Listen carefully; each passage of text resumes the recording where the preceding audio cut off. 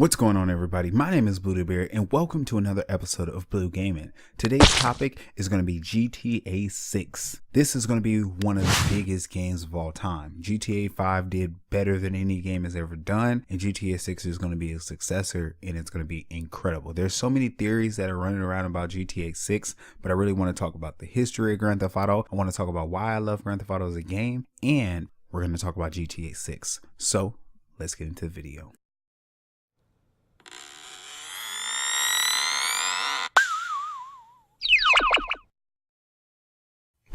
Grand Theft Auto is the best gaming franchise in history. It really changed the way we see open world games.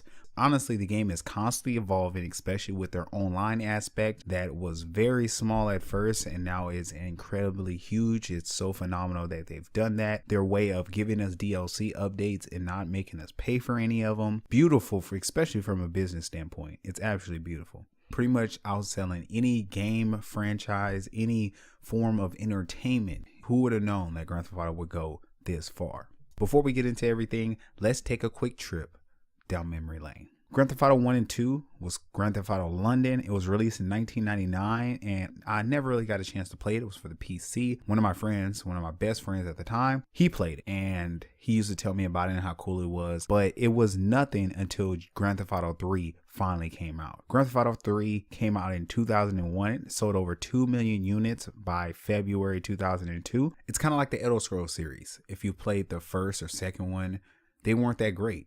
Same thing with Fallout. But once another company actually got the chance to put their eye and their spectrum in it, it changed up completely. It had a radical difference.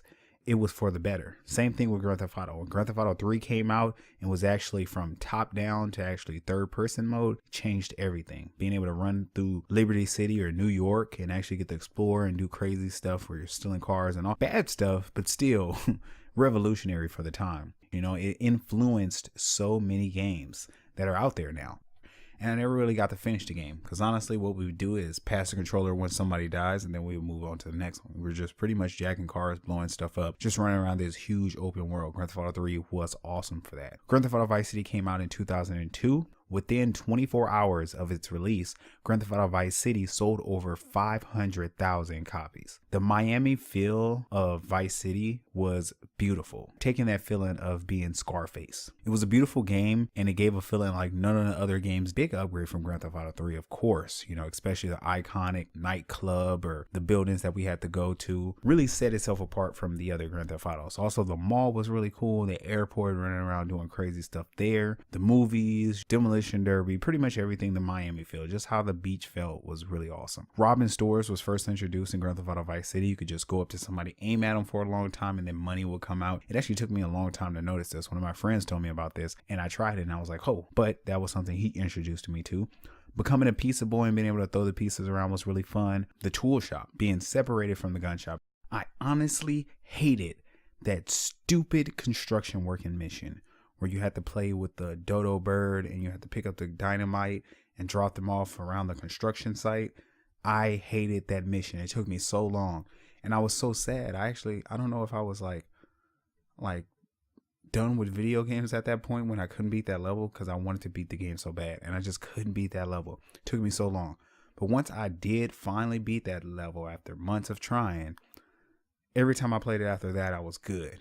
You know, but after that first time actually playing that level, it took me so long to beat that level. And I hated the fact that you couldn't swim in Grand Theft Auto. It sucked.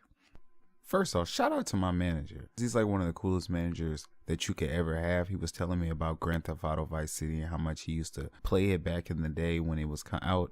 He used to tell me he used to stay up and play Grand Theft Auto Vice City all the time. I'm telling you, he's one of the coolest managers ever. But I just want to shout out to him for that.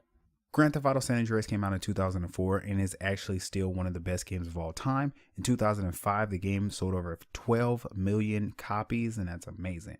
The game was so robust. It had tons of things to do, from gambling to casinos, training at the dojo and stuff like that. Everybody from the cast is just so memorable. So many memorable lines in that game. The game being able to change the physics of your weight and how you change your character, how he looked and how you just designed CJ to be felt so lifelike. Even with the graphics that we had, the game just felt so lifelike. Also, there was this crazy hot coffee mod that cost Rockstar a fortune because they entered a explicit mini game that they put into the game that made the game adults only. So there was an accident. They didn't mean to put that in the game. They were thinking about it and was like, no, let's scrap that.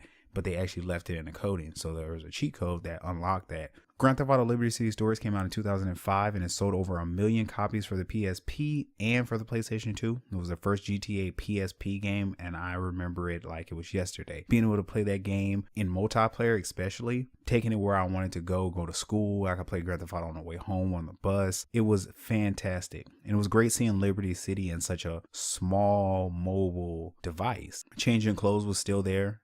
Playing the dump truck was something new.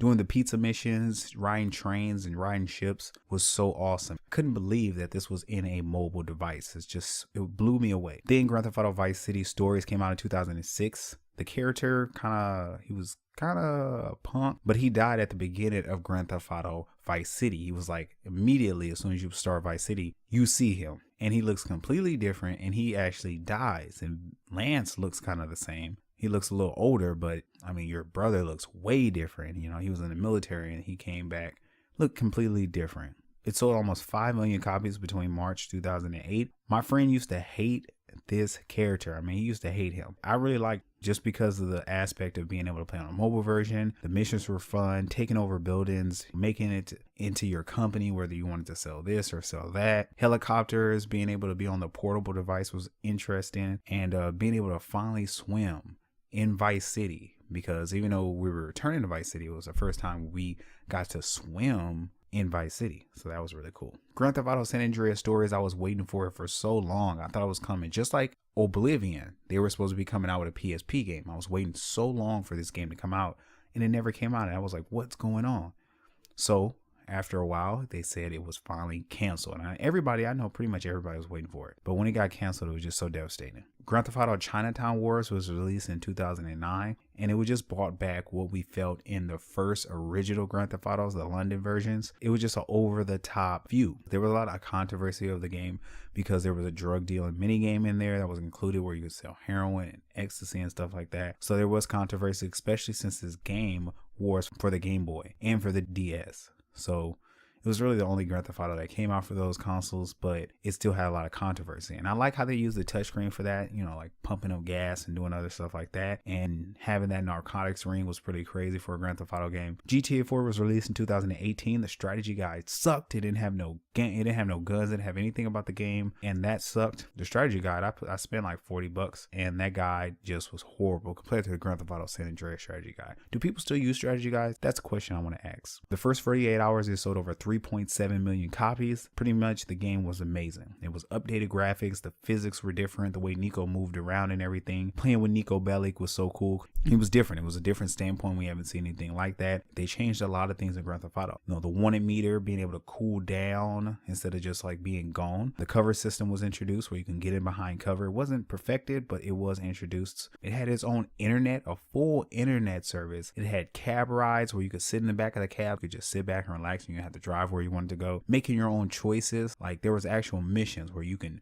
decide whether you wanted to kill somebody or not, and that would have an effect later on in the game. Having your apartment was really cool. I mean, there were so many things they added in this game that was great, but there was still a lot of things that they didn't put in the game, so we were still wanting more after Grand Theft Auto 4 came out. Episodes of Liberty City was $20 DLC that came out with the game. It was released after the game was coming out, and it had Lost in the Damned and Ballad of Gay Tony. Two amazing DLCs, which both brought something new to the table. Especially Ballad of Gay Tony, you were a Hispanic character, which was awesome seeing that from that standpoint. There was like fighting, there was nightclubs you can take over, you can find girlfriends in the nightclubs and get their numbers and talk to them and stuff. There were triathlons, there was just managing the clubs, underground fighting, there was base jumping, that's what they added. The biker game was so cool because it had that biker's theme where you can go to your biker game, and there was like clubhouses that you can hang out in and motorcycles that you could ride on. Just the storyline was really incredible. GTA 5 was released on September 17, 2013. I celebrated that game for my birthday. It came out the day after my birthday with the collector's edition. I had to do it because it was Grand Theft Auto. It's funny that the first person mode was added later on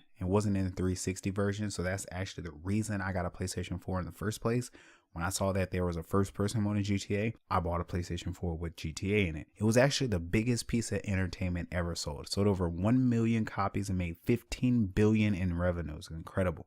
I love everything about GTA, especially the online, underwater scuba diving, the submarine, beautiful submarine. It actually made you feel like you were actually living in San Andreas with all the expansion packs, heists, bikers, stunt racing, owning your own mansions, yachts, clothes, websites, warehouses, private jets, having your own business with your logo over it, nightclubs that you can design and run the way you want to. The game was awesome. The online DLC had so many different DLCs. I mean, there was a Valentine's, there was a High Life, the Hipster, the Independence Day, San Andreas Fight School, Heist, Lowriders DLC, being able to buy lowriders now and having a whole new custom shop just designed for lowriders. The cunning stunts where you can do cool kind of stunt races. Battle Royale mode was added. The bigger heist was added where you had to have 3 or 4 different parts to the heist.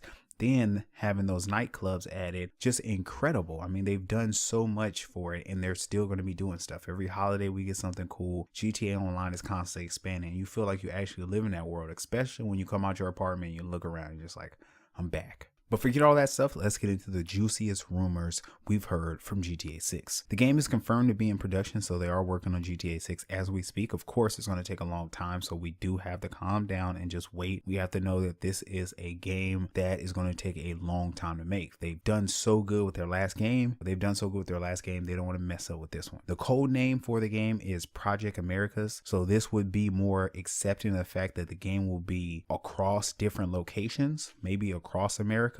Tokyo was the first rumor, but Rockstar sources saying that the only non-US location that they would consider would be in London. Other locations include Los Venturas, San Fierro, Vice City, Philadelphia, and Chicago. Those are other locations that we might see another Grand Theft Auto. Watch Dogs hit on Chicago, so I'm not too sure if they're going to hit on that as well. But Philadelphia would be a good place to actually see something going on. GTA 6 is supposedly focused on drug running, which would bring us back to Vice City, which we all want. And there's another likelihood that we might be able to see a female protagonist. Other rumors are saying that it's only going to be online, so you're only going to be able to play this game online, and it's supposedly going to be released in 2020, 2021 for the PS5 or the Xbox 2. Also, it's probably going to come off of VR since Grand Theft Auto has already done that. My wish list for Grand Theft Auto 6 would be a custom character that you can play online and offline. I really want him to have a voice, but if not, that would be okay. The actor that played Tommy Vercetti is gone now, so we might not actually see another Tommy Vercetti, but we could always see Tommy's son. Of course, Tommy could have a son and he'd be the one taking over. Doing missions in different states would be cool, being able to fly to different places. You know, in San Andreas, we can buy a ticket and fly to San Fierro or fly to Los Venturas, so that would be cool to be able to fly. You might not be able to see what's going on down under, but you can see the clouds and then come back down and go to another state. I think that's the biggest thing they could ever do. If you can go from one state to another, that would be the way to blow GTA 6 out the water. And that would be something we've never been able to see before. So I think the likelihood of that happening is very, very possible. Doing missions in different states would be the best thing. Bringing back weight gaining, of course, they've doing that with Red Dead Redemption. So hopefully they bring it back with this game. I really want to see it in a Grand Theft Auto game. Bring back as many characters as we can from the old Grand Theft Auto franchise. I know that there is a barrier from what Grand Theft Auto characters we can see. I still want to see some of our fan favorites. Cell phones and tablets and cars, being able to use that, being able to watch stuff like, you know how when you go into your house, you can watch TV. It'll be really cool if you get a taxi cab or Uber driver and he has a tablet in his car or a TV in his car where we can actually watch TV while we're riding around in the back of the cabs, or our friends are riding around. They could have TVs in their car and we could watch those as well. That would be really cool. And just a very, very good single player aspect. I just want one character. I really like the 3 characters, but I really want to go back to just that one single character. They have been saying that GTA 6 is coming out very soon. And now we're hearing that it's supposed to be delayed because it's possible that Rockstar is working on another game in between Red Dead and Grand Theft Auto 6. Could it be Bully? Could it be Max Payne? Could it be Manhunt? We don't know. But I think that the game is going to be phenomenal when it does come out. Of course, it's going to exceed expectations because people want a GTA. Sometimes you just got to wait. I think it's going to come out for the PlayStation 5 and the Xbox 2 probably around 2021, 2022. I think the game is going to be absolutely fantastic. It's going to be one of the best Grand Theft Autos out there because they've seen what this Grand Theft Auto can do. Make sure they get everything in this game. If they make it from where you can go one state to another, that's all they really got to do.